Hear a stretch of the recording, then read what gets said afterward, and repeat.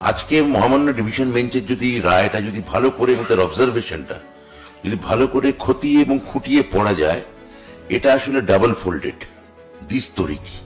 একটা স্তর 32,000 বাংলার ভাই বোনদের শিক্ষকদের চাকরি সুরক্ষিত রাখলো, আরেকটা স্তর দ্বিতীয় স্তর যেটা দেখা যাচ্ছে না, সেটা হচ্ছে ছত্রে ছত্রে সিঙ্গেল বেঞ্চের রায়কে সমালোচনা করলো, ছত্রে ছত্রে এসএসসির রায়কে সমালোচনা করলো।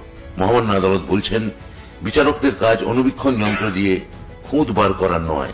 2, আমরা বিচারকরা কেউ মধ্যযুগের নাইট নই যে ছদ্মবেশে মাথায় হেলমেট পরে রাতের অন্ধকারে সমাজের ভালো মন্দ খুঁজতে বেরোবো।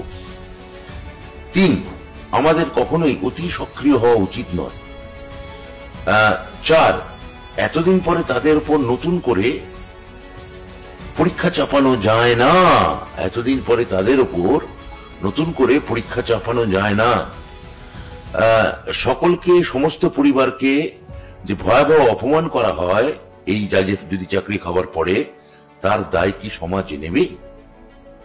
এইটা আজকে ডিভিশন বেঞ্চের মাননীয় বিচারপতিরা খুব সুন্দর করে অত্যন্ত প্রাঞ্জল ভাবে বুঝিয়ে দিয়েছেন যে একদিকে তারা যেমন 32,000-এর চাকরি সুরক্ষিত রাখলেন, আমি একটু আগে বিকাশ ভবনে বলেছি তার পেছনে বায়াস ছিল কিনা, রাজনৈতিক উদ্দেশ্য ছিল কিনা, রাজনৈতিক অভিসন্ধি ছিল কিনা এবং রাজনৈতিক উচ্চাকাঙ্ক্ষা ছিল কিনা। 26,000-এর চাকরি গেল, আপনি এমপি হলেন, চাকরি খাওয়ার বিনিময়ে কি আপনি এমপি হলেন?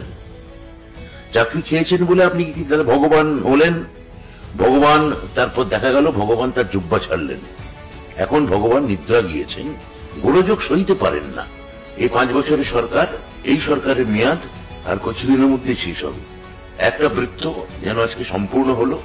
এখন এই 26,000-এর চাকরি যদি আমরা যোগ্যদের চাকরি আমরা ফেরত দিতে পারি, তাহলে এই বৃত্ত একটা সম্পূর্ণতা পাবে।